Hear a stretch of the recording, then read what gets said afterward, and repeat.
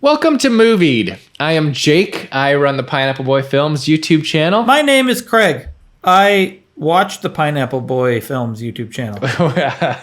Whenever there's something on it. You probably didn't watch the last thing I put up. Night Marathon double feature of Let the Right One In and its American remake. Okay, hi, I'm Craig. I don't watch Pineapple Boy Films YouTube channel. That can all be cut out. That could be the intro right there. Movie! Bill and Ted Face the Music. They're back! Bill, and he brought Ted with him. Finally the guys have returned. I haven't been waiting for it. Have you been waiting for it? I completely forgot about it. Was Bill and Ted's Excellent Adventure a thing for you? Oh yeah. I love Bill and Ted's Excellent Adventure and Bogus Journey, but I didn't really think about them making another one. This is not something that it's not that I didn't want it. I just didn't think about it. Yeah. It's like, after Bogus Journey, it didn't seem like there was really anything left to do.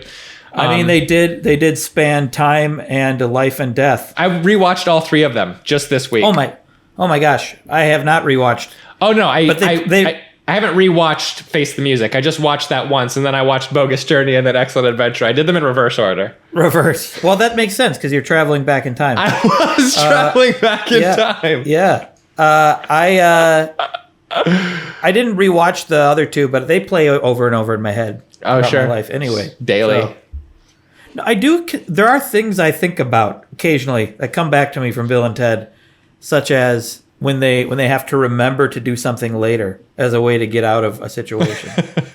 Like, remember the garbage can or whatever it is. Yeah. It's an Excellent Adventure because they have determined that after they don't make the class presentation, they'll go back in time and put things where they need them so they can make the class presentation. Yeah, they'll have to, after it's all over, they're going to have a whole lot of busy work. They're going to have to go back and do those things. So you're going to have to go steal your dad's keys, put them in the police station, and then you're going to have to place a tape recorder with a timer on it for this time over there, record a message.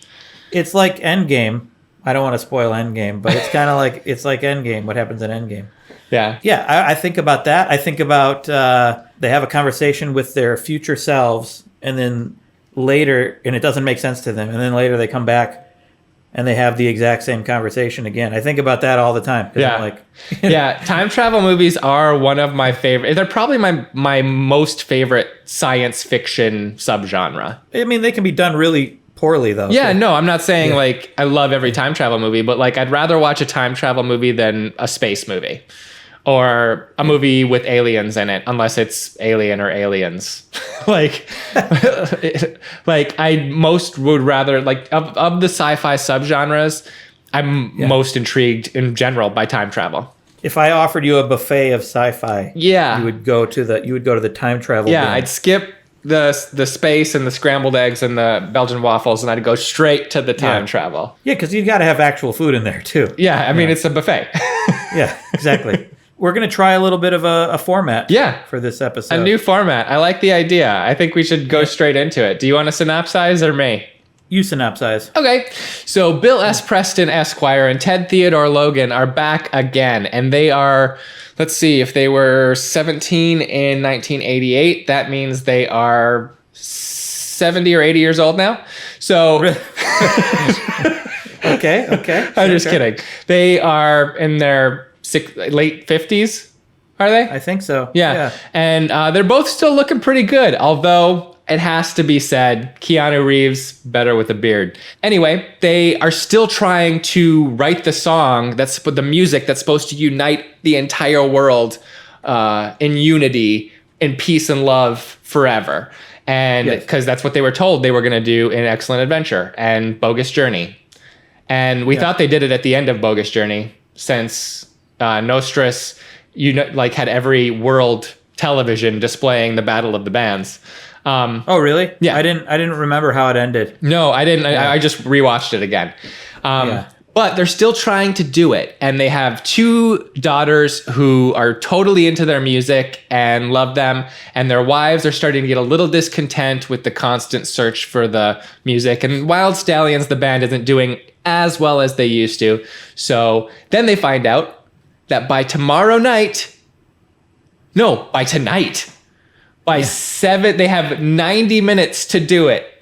In 90 minutes, the world clock says they are going to create the song. So they have 90 minutes to come up with a song that's going to unite all of the world in peace, love, and harmony in time and space. Ridiculous. It takes me like a week to write a verse. And so they have to do it. That's the synopsis of Bill and Ted Face the Music. And they have to do it, but it also involves time travel. So what? Yeah.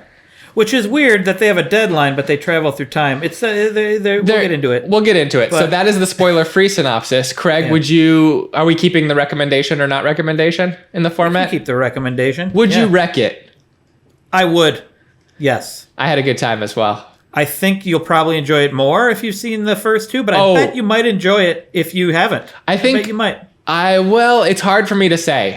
Because Bill and Ted's Excellent Adventure is such a part of who I was and grew up as that it's hard for me to imagine coming to this movie with no knowledge of that, other than maybe Strange Things Are Afoot at the Circle K or the time traveling phone booth idea. Because those are kind of just in the ether. But if I find it hard to imagine. I feel like if you do like Bill and Ted, you're going to like this movie. It's at least as good as Bogus Journey. Yeah, I think you will. If you're a fan of Bill and Ted, for sure, you will like it. I think it's made for you. It's not, they didn't really care if you hadn't seen it. Or they didn't make it for people who hadn't seen the first two. Absolutely. But I bet you could still like it. I'm not going to guarantee. I don't guarantee you'll like it anyway. But you could. I was worried. I'm going to tell you the truth. I was worried going into it. Hearing that it was a short, under 90-minute running time, which, hey, I appreciate, but sometimes it can be indicative of a problem. Cut that down. Just get it to the minimum amount of time that we can sell this thing at. And it's coming in an age where we're just bringing back stuff that we loved from the 80s and 90s. And, some of that stuff that's coming back just isn't what it was, and it's appealing too much to an idea of nostalgia instead of being its own new thing. And so I was very concerned that that's what this was going to be. We're venturing into discussion territory, but in our new format, I have to give a review and you have to give a review. Okay. Separate. Cool. I'm just going to give you a brief rundown of... Wait, are you getting into spoilers now? I could, yeah. I guess we got to go into spoilers then. All right, guys. So if you are going to watch Bill and Ted Face the Music, this is the time to pause this video, or you can exit out the window. YouTube will remember where you are if you're watching this on WheezyNews, or pause the podcast and watch the movie and get back into it because we are going into spoilers now. Craig. Or, just don't watch the movie and just get spoiled. That's fine too. Yeah, that's totally fine. Yeah, sorry. You had a really good setup for me, but I kind of... Well, you can't. Not everybody's going to grab the alley-oop and slam dunk it, Craig. Some people are going to throw it out of bounds. Yeah, that's true.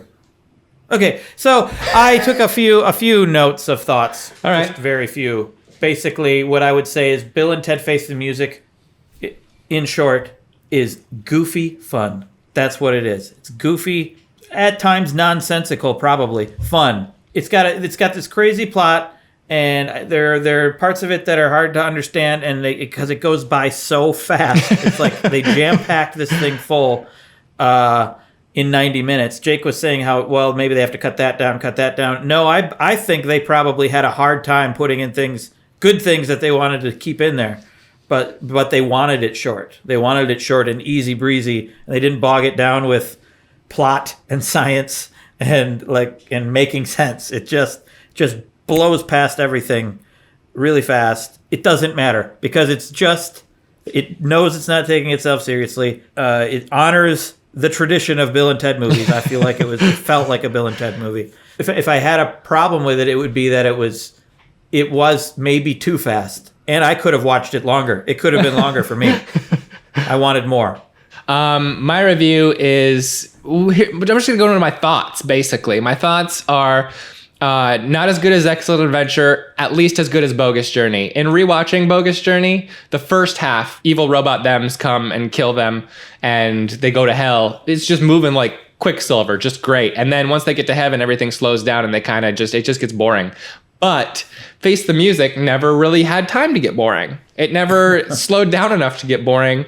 I was worried that the characters of Bill and Ted, watching a couple of people in their late 50s, be those characters was going to be kind of depressing and a little bit sad, but it was a joy. Like their naivety and sincerity as those characters, they fell right back into it, and I loved seeing them again. I was worried, and it was mostly confirmed that the two young actors playing their daughters were not doing that. Them doing the Bill and Ted voices was going to annoy me, and that turned out to be kind of true. The woman who played Thea, Bill's daughter, is Samara Weaving, and she is one of the most talented, most engaging, charismatic actresses in current indie cinema. She's moving into the mainstream now, but she was in a movie called Mayhem. She was in The Babysitter on Netflix. She was in Ready or Not just now, an awesome, like a really funny kind of quirky horror comedy. And she is personality plus, and she could not bring it to this movie. Like her impersonation of the Bill and Ted voices made her, she was playing it like she was dumb, and they're not dumb. Young actor playing Billy, Ted's daughter, killed it. Absolutely nailed it. Oh. I absolutely adored that performance. I thought it was great. And the only thing that really bothered me about the movie, like all of the things other than Samara Weaving's performance, which did bother me, I was so bummed out by that because I was looking forward to seeing her in this so much, is it doesn't make any sense, the reason for them to travel through time. Because if they know in 75, 77 minutes they're going to be playing the song, all they need to do is travel 77 minutes in the future, not 2 years, not 5 years, not 10 years. I get the funniness of seeing them like de-escalate themselves through the ages, but that they're also traveling to a time after which they would have played the song, so they wouldn't be seeking to play the song anymore.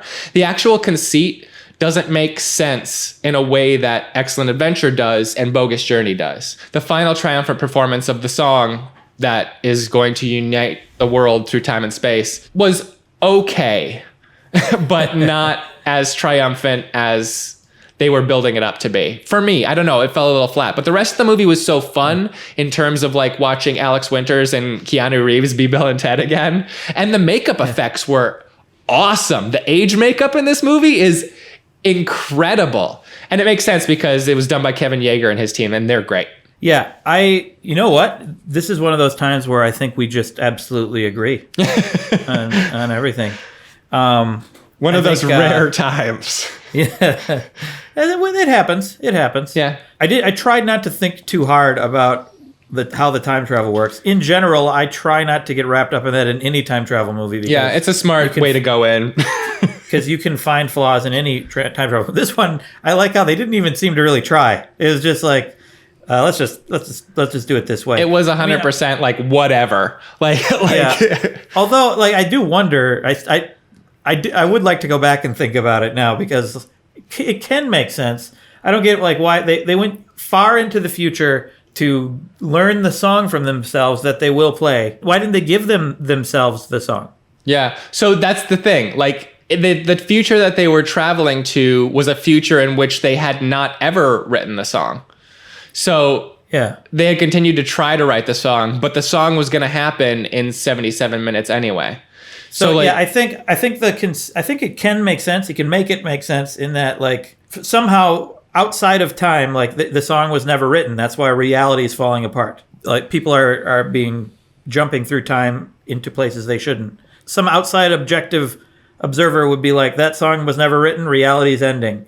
And so they had to do things, go through time to figure out a way to make the song actually exist. Yeah. Yeah. You know? The other version would be they are traveling through time to universes in which they had never, like that they never came to the realization that the Preston and Logan that write the song are their daughters. So those universes they're traveling to are the ones where they stubbornly just keep trying to write the song themselves. That's a little harder for me to come around to. The other thing about this one too that I thought was fun in concept and didn't quite deliver in execution was I loved, and maybe it also had to do with the fact that it was their daughters doing it, grabbing a phone booth, not a phone booth, the new version of the phone booth, and traveling through time to assemble their father's the greatest band of all time. Like Yeah. those ideas, those seemed fun, but they didn't really have too much fun with it. They go to get Jimi Hendrix and he doesn't quite believe them, and not much comedy comes from that. And so then they go get You Must Remember This. Who is Louis Armstrong.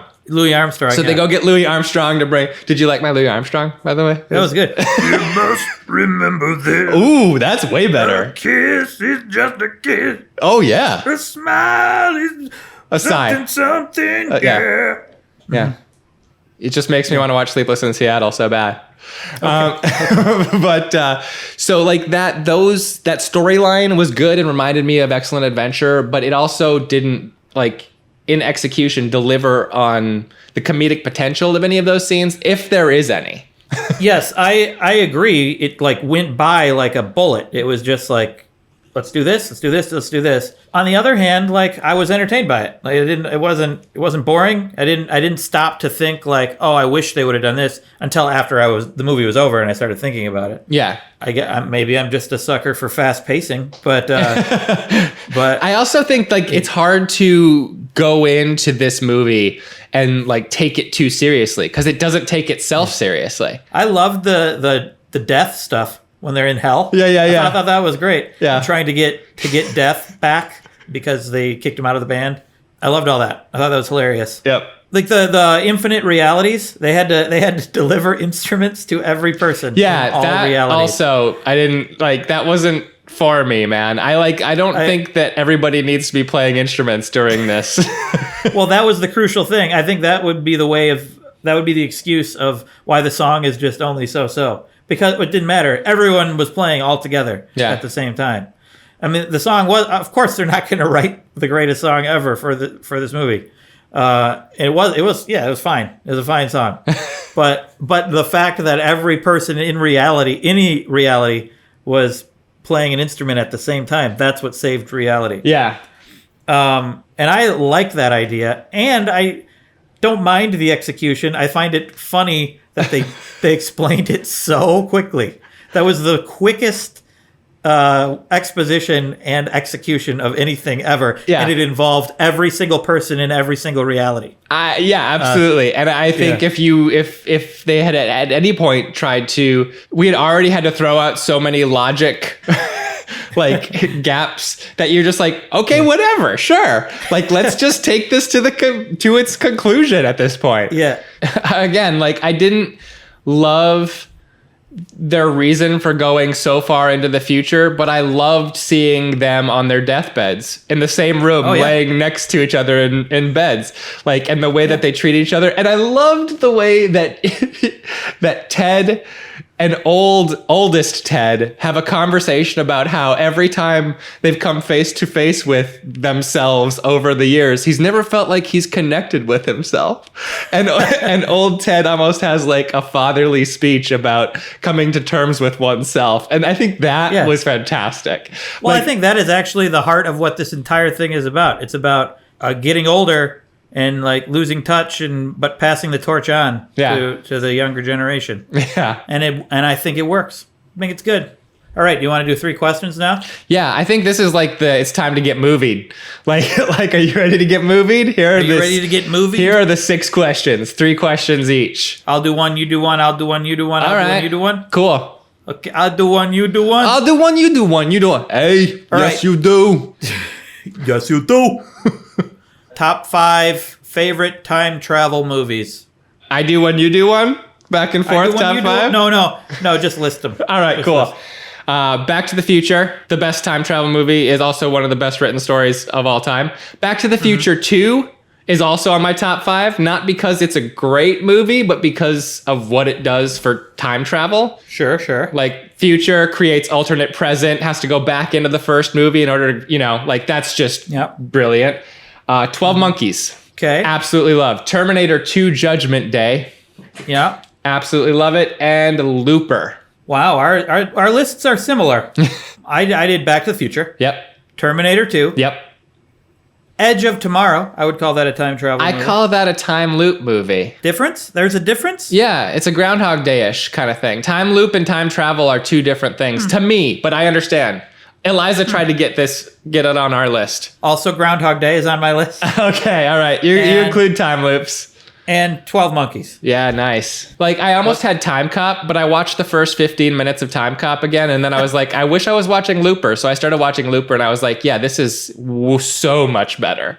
I almost had Looper on the list. I think I realized that Time Loop I decided that was time travel, and then I bumped it off. Yeah. But Looper, I haven't seen it in a while. What I love how it handles changing past. Yeah, like it's incredible. And actually, the entire visual style of that movie, Rian Johnson's visual style, is completely unique. Like with time loop movies, I also made a differentiation between movies in which time travel is a plot point, but the movie isn't really about time travel.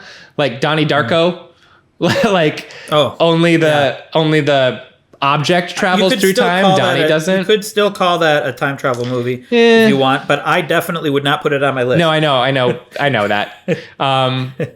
But then there were certain other, like Prisoner of Azkaban, Harry Potter and the Prisoner of Azkaban has the whole time turner part, and that's a great movie that I love. That is a time travel sub story exists within it.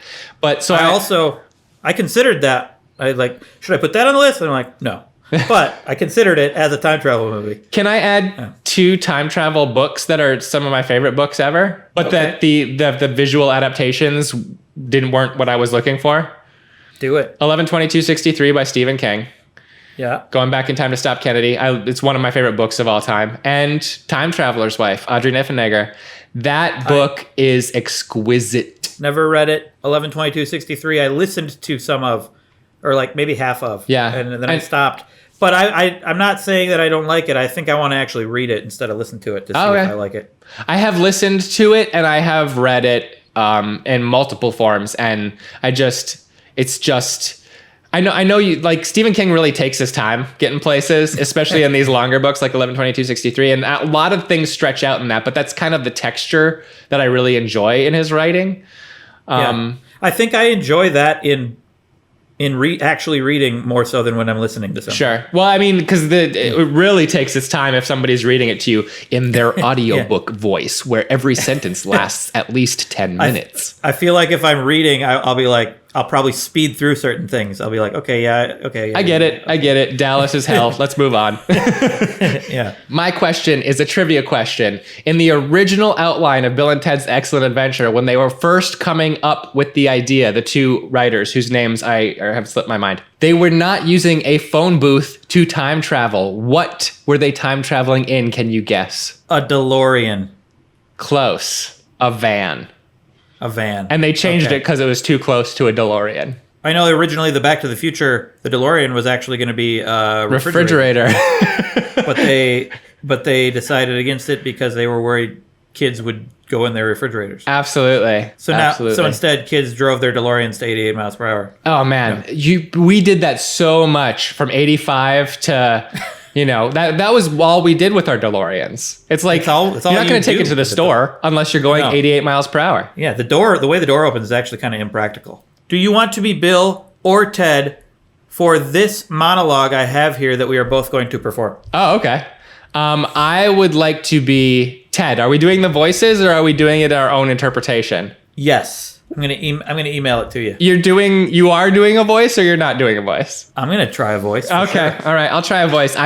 This is not okay. I'm gonna come off like Samara Weaving here. I know it. I said monologue. That's wrong. It's just a dialogue. Before that, I agree about the performance of Ted's daughter. Samara Weaving.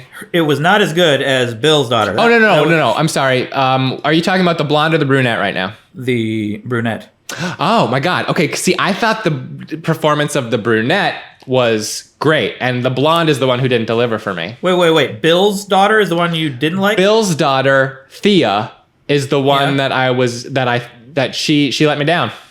So we do disagree. We do. I think completely the opposite. Yeah. Okay. Cool. Yeah. I do feel like Ted's daughter was just doing an impression of Ted, and Bill's daughter had kind of her own thing going on a little bit. See, I agree. The thing is, I think Ted's daughter's impression functioned on the same level that Bill and Ted's voices work for me, in that they're sincere within that. Yeah. And I feel like Samara Weaving's, which is Bill's daughter, Yeah. I feel like her interpretation, you say she was doing her own thing. I agree. But I think that thing that she was doing wasn't compelling to me. And it felt pasted on as opposed to sincere. Interesting. Well, to be clear, I didn't dislike either one. I just thought hers was better. Anyway, I'll be Bill. All right. Ready? Yeah. And I haven't rehearsed this, so I'm gonna. Yeah, I haven't obviously either. This is okay. Yeah. Ted, while I agree that in time our band will be most triumphant, the truth is, Wild Stallions. I feel like I'm being Ted, but whatever. Wild Stallions will never be a super band until we get Eddie Van Halen on guitar.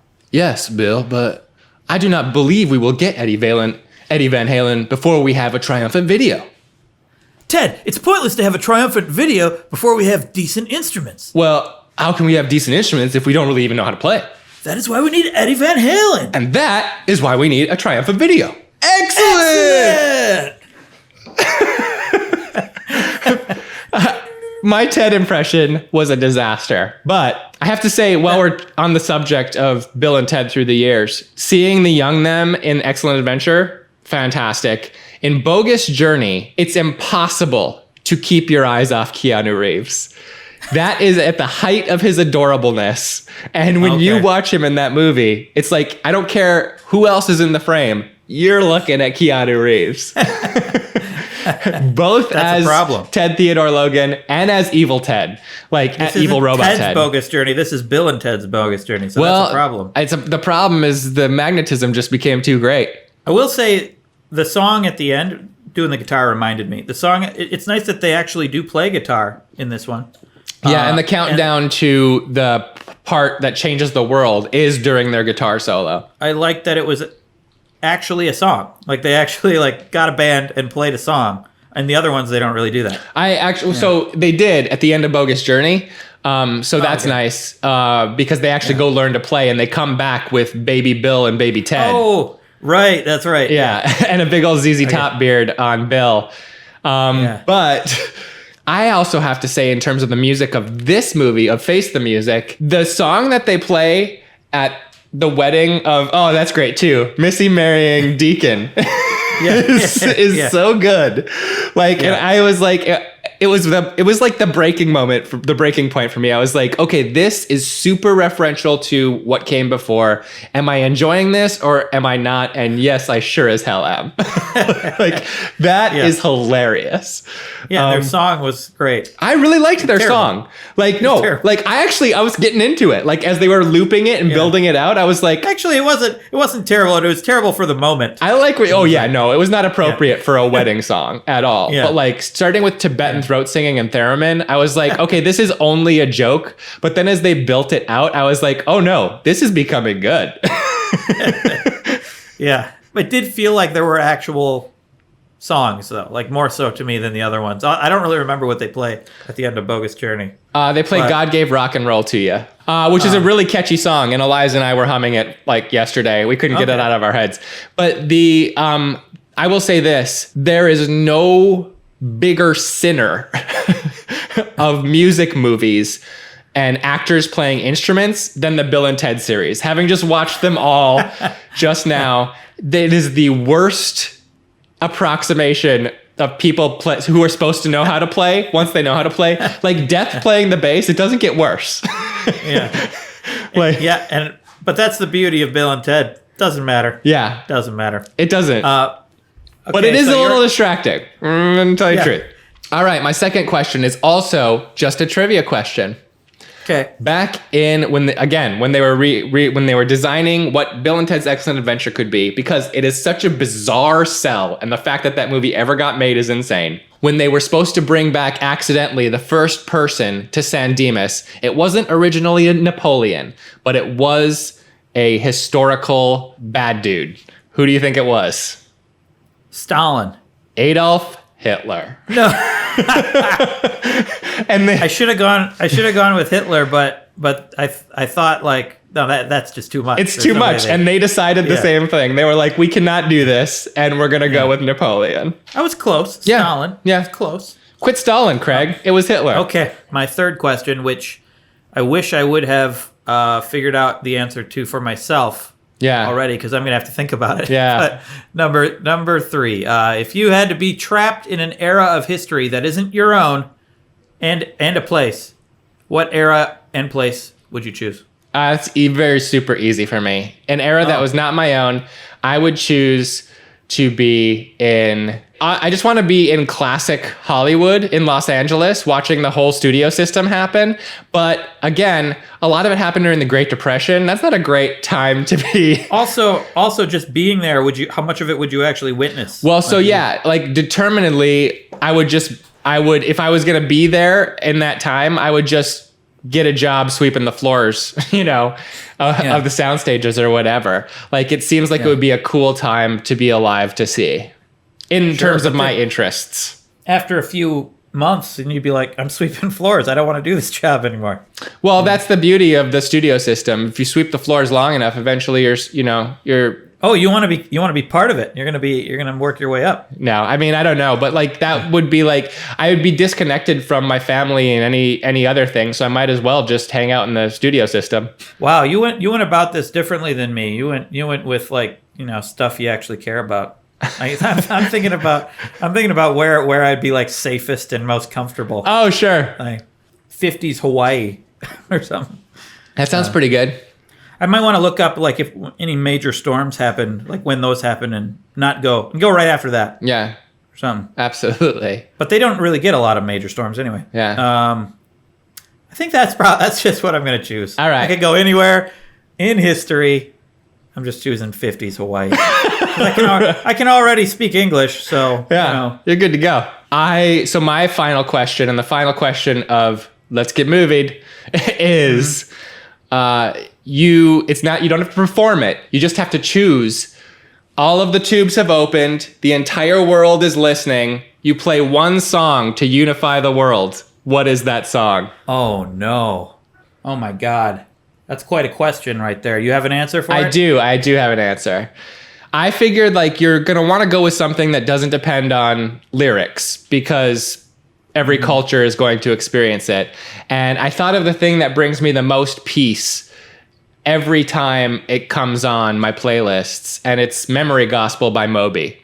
Moby's going to save The entirety reality. of time and space. Wow. And unite the world in peace and harmony. Okay, I'm just going to go with the song that I've probably listened to most over the past like 6 or 7 years as background music. Okay. It's not a song that I would seek out if actively to listen to, but I love it. Okay. And it puts me in such a good mood. It's Yeah. It's a calm, peaceful song. It's the cover of Into the Black by the Chromatics. Neil Young sings it. My, hey, hey, rock and roll is here to stay. All right. Better to burn out than to fade away. That one. All right, I'm going to listen to it. I've only listened to one Chromatic song, and it was the one that they played on the Twin Peaks revival. I don't know which one that is. But Yeah. I just tell my Google Home to play Chromatic, so I probably heard it. It's so good. So good. Awesome. Guys, Yeah. thank you for joining us on another Movied, the new format, including the 6 questions. So we hope you join us again in the next couple weeks when we will be watching another movie to get movied on Movied. Movied And scene. movie. Movie! Play Chromatics Into the Black. Oh. Okay. I haven't heard this version of this. But you're aware of the song? Oh, yeah. Oh, it's good.